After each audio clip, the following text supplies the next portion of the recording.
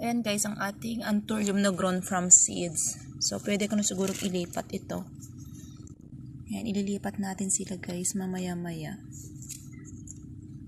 Para mas mabilis kasing lumipat pag nasa individual na pots sila guys. Ayan oh.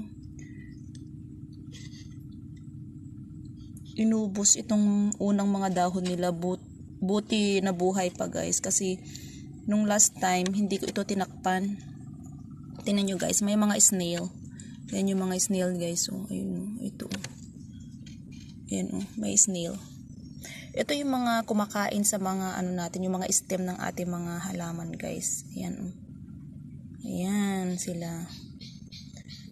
Kaya ayun, naubos yung una.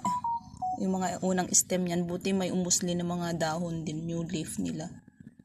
Yun lang ang problema sa mga ganito. Kailangan natin talagang ano na mga pesticides saka mga insecticides guys. Pero hindi kasi ako gumagamit ng mga ganun guys, kasi pumupunta yung anak ko minsan dito, hinawak-hawakan yung mga dahon, kaya hindi ako naglalagay ng mga ganun. Usually gusto ko gawin lang is mga organic lang. So kung ano na lang pwede guys, yun na lang gagawin ko.